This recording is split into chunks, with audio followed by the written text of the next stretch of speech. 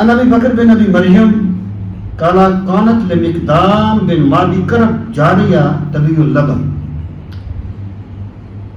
ابو بکر بن ابی مریم سے مروی ہے کہ حضرت مقدام بن مادی کرب جو تھے ان کی ایک لونڈی تھی جو دودھ بیچتی تھی. یعنی یہ جو ہوتا نا دودھ گائے بھینس وغیرہ, یہ دیہاتوں میں بھی خیر اب تو وہ دیہات بھی نہیں رہ گئے, اب تو شاید ہی کوئی ایسا ہو, لیکن بہرحال دیہاتوں میں پہلے کم از کم دودھ بیچنے کو اچھا نہیں سمجھتے تھے لوگ. یعنی کوئی کسی کا کوئی ہو گیا ہے کوئی تو وہ وہاں پر بیٹھے دودھ بھیج دیتے تھے, کوئی ختم ہے کسی کا, کوئی ایسا ہے معاملہ وغیرہ وغیرہ, تو وہ نا دودھ بیچنے کو کوئی اچھا نہیں سمجھتے تھے. وہ کہتے تھے یہ مروت کے خلاف ہے, ضرورت مند کو ویسے دے دوں, جیسے لسی نہیں دے دیتے تھے ویسے دے دوں.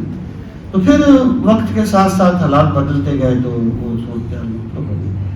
تو ان کی جو لونڈی تھی وہ دودھ بیچتی تھی. اچھا, وَيَقْبِضُ الْمِقْدَامَ ثَمَنَهُ, کیونکہ لونڈی تھی ان کی, اور وہ جیسے یہ ہمارے گوالے ہوتے ہیں آج کل, یہ دودھ دہی کی دکانیں ہوتی ہیں, یہ وہ ایسے بیچتی تھی اور اس کی قیمت وہ دیتی تھی مادی ان کو مقدام کو, کیونکہ غلام جو کماتا ہے, غلام آقا کا مالک, آقا اس کا مالک ہوتا ہے, تو غلام جو کماتا ہے اس کی کمائی آقا کی کمائی ہوتی ہے, تو وہ اس کے پیسے اپنے آقا مقدام کو.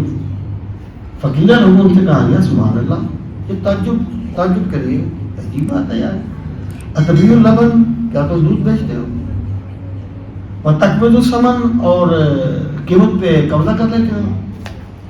فقالا نعم, انہوں نے کہا ہاں میں دودھ بیچتا ہوں اور میں اس کے پیسے لیتا ہوں. وما باس بذالک, اس میں کوئی حرج نہیں ہے. سمعت رسول اللہ صلی اللہ علیہ وسلم, رسول کریم صلی اللہ علیہ وسلم نے فرمایا لَيَأْتِيَنَّ عَلَى النَّاسِ زَمَانٌ, لوگوں پر ایک ایسا زمانہ آئے گا لا ينفع فیہ الا الدینار والدرہم, جس میں دینار اور درہم کے سوا کوئی چیز فائدہ نہیں دے گی. یعنی مراد کیا ہے؟ مراد یہ ہے کہ لوگوں کے نزدیک عزت والا وہ ہوگا جس کے پاس پیسہ ہوگا. میری غربت نے اڑایا ہے میرے فن کا مذاق, تیری دولت نے تیرے عیب چھپا رکھے. یہی ہے, جس کے پاس پیسہ ہے وہ معزز بھی ہے, جس کے پاس پیسہ ہے وہ نیک بھی ہے. لوگ اس کو نیک بھی بنا کر دیتے ہیں, معزز بھی بنا کر دیتے ہیں. اس میں دوسری بات یہ واضح کی گئی ہے کہ یہ جو رزق ہے, ایک حدیث پاک میں آتا ہے کہ کاد الفقر ان یکون کفرا, ممکن ہے کہ غربت تمہیں کفر تک لے جائے. آسان کام نہیں ہوتا, اضطراری حالت جو ہوتی ہے نا, ایمان خطرے میں پڑ جاتا ہے اس وقت. ممکن ہے غربت تمہیں کفر تک لے جائے.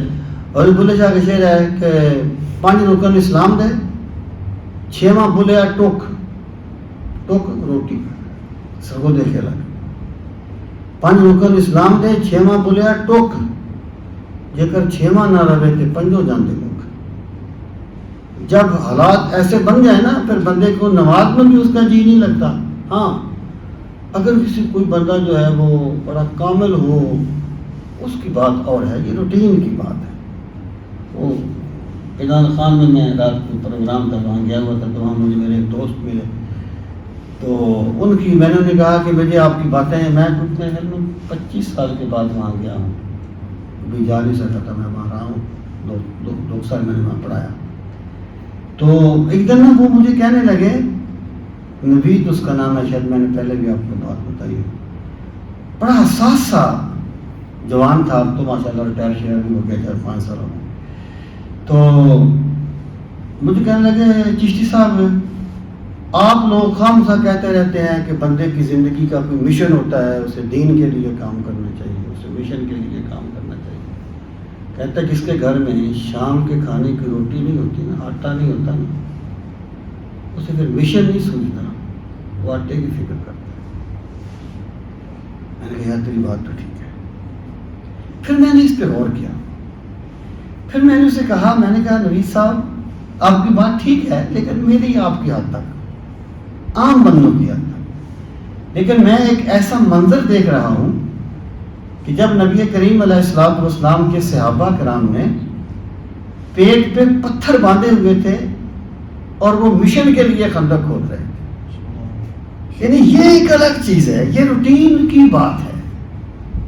تو مراد یہ ہے کہ پیسہ جو ہے ایک وقت آئے گا، یعنی ایک وقت تھا وقت کے ساتھ ساتھ جس میں بندے کی عزت کا معیار اس کی شرافت تھی، اس کا علم تھا، اس کا تقویٰ تھا، اس کی ذہانت و فطانت تھی۔ اب نہیں ہے۔ سرکار نے فرمایا نا کہ قیامت کی نشانیوں میں سے ایک نشانی یہ ہے کہ لوگوں کی عزت ان کے شر کی وجہ سے کی جائے گی، ان کے شر سے بچنے کے لیے کی جائے گی۔ تو مراد یہ ہے کہ کیونکہ یہ ایک زمینی حقیقت ہے کہ جس کے پاس مال نہ ہو اس کی کوئی یعنی معاشرے میں قدر و قیمت نہیں ہوتی، تو اس لیے سرکار نے فرمایا کہ مال کمانے سے ہچکچاہٹ محسوس نہیں کرنی چاہیے، کیونکہ لوگوں کی نظروں میں عزت کا معیار یہی ہے۔ وہ کیا ہے کہ جیب خالی ہو تو دانائی کی پھر بات نہ کر، جیب خالی ہو تو دانائی کی پھر بات نہ کر۔